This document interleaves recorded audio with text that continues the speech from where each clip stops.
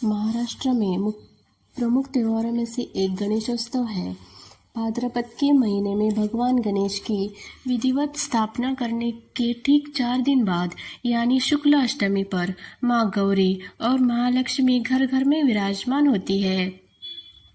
ऐसा कहा जाता है कि महालक्ष्मी अपने मायके आती है। इस दौरान वे भगवान गणेश से भी मुलाकात करती है। पूजा के पहले दिन घरों में महालक्ष्मी अपने दोनों रूपों ज्येष्ठा और कनिष्ठा के रूप में विराजमान होती है।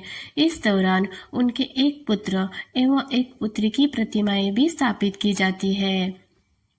पौराणिक कथा के अनुसार एक बार असुरों के कष्टों से तंग आकर सभी महिलाओं ने माँ लक्ष्मी गौरी के पास जाकर उनके पतियों की रक्षा करने की प्रार्थना की, जिसके बाद माँ गौरी ने असुरों का वध किया। गौरी माँ की शरण में आने वाली सभी महिलाओं के सौभाग्य की रक्षा करने के बाद से ही सभी महिलाएं माँ लक्ष्मी गौरी की पूजा करने लगी। कुछ मान्यताओं के अनुसार गौरी को गणेश की बहन माना जाता है, जबकि कुछ के अनुसार माता गौरी देवी पार्वती यानी गणपति बप्पा की मां का अवतार है। कुछ मान्यताओं के अनुसार लक्ष्मी विष्णु की पत्नी है, महालक्ष्मी महादेव की पत्नी है, पार्वती और उन्हें ज्येष्ठ गौरी कहा जाता है। लोगों की मान्यता और परंपरा के अनुसार गौरी की पूजा करने की विधि अलग है। कुछ स्थानों पर 5 घोड़ों को उल्टाकर गौरी माँ की प्रतिमा के रूप में बिठाया जाता है और उन पर गौरी का मुखौटा लगाया जाता है। साड़ी चोली पहनाई जाती है, आभूषणों से सजाया जाता है और पूजा की जाती है। कुछ घरों में 12 प्रकार के अनाज के दाने यानी गेहूं, चावल, ज्वार, चना दाल आदि को इकट्ठा करके उस पर माँ गौरी का मुखौटा रखा जाता है। 3 दिन के लिए मायके आई इस ज्येष्ठ गौरी माँ से घर में प्रसन्नता का वातावरण रहता है।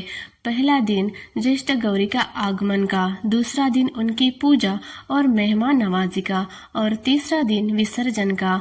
ऐसे कुल मिलाकर 3 दिन ज्येष्ठ गौरी घर में विधिवत विराजमान होती है। 3 दिनों के इस पर्व में पहले दिन ज्येष्ठ गौरी का आवाहन किया जाता है, जबकि दूसरे दिन गौरी पूजन और तीसरे दिन विसर्जन किया जाता है। ज्येष्ठ गौरी के घर में प्रवेश करने से पहले पूरे घर की सफाई की जाती है। पूरे घर को खूबसूरती से सजाया जाता है, जैसे माला, तोरण, फूल, रंगोली बनाई जाती है। घर में खुशी और उत्साह का माहौल होता है। परंपरा के अनुसार पहले दिन ज्येष्ठ गौरी को घर में लाने वाली सवाष्णी के पैर धोए जाते हैं। हल्दी कुमकुम के छापे बनाकर उन्हें स्थापित करने से पहले पूरे घर में घुमाया जाता है। इस तरह से घर में ज्येष्ठ गौरी का आगमन होता है। घर में अनाज लाते समय यदि गौरी दरवाजे पर अनाज की नाप पार कर जाती है तो इसे शुभ माना जाता है। उन्हें स्थापित करने से पहले पूरे घर में घुमाया जाता है। रसोई, बेडरूम, अलमारी, तिजोरियां सभी जगह मान्यता है कि माँ गौरी का वास सभी स्थानों पर रहता है। चारों ओर ले जाकर माँ लक्ष्मी की प्रार्थना की जाती है। पहले दिन की शाम को ज्येष्ठ गौरी को सब्जी और भाकरी का भोग लगाने की प्रथा है। दूसरे दिन ज्येष्ठा नक्षत्र में ज्येष्ठ गौरी की पूजा की जाती है। प्रातःकाल में ज्येष्ठ गौरी की पूजा की जाती है और जो भी भोजन बनाया जाता है उनका प्रसाद चढ़ाया जाता है। इस प्रसाद में रवे का लड्डू, बेसन का लड्डू, करंजी, चकली, सेव, गुड़ पापड़ी का समावेश होता है। ज्येष्ठ गौरी की पूजा के बाद उन्हें महाप्रसाद का भोग लगाया जाता है। ज्येष्ठ गौरी को 16 प्रकार की सब्जियां, सलाद, खीर, आमटी, विभिन्न प्रकार का अनाज और पापड़ ऐसे अनेक प्रकार के पदार्थ नैवेद्य में चढ़ाए जाते हैं। तैयार किया गया नैवेद्य केले के पत्तों में परोसा जाता है। तीसरा और अंतिम दिन विसर्जन का होता है। तीसरे दिन मूल नक्षत्र होने के कारण इस दिन गौरी और महालक्ष्मी का विसर्जन किया जाता है।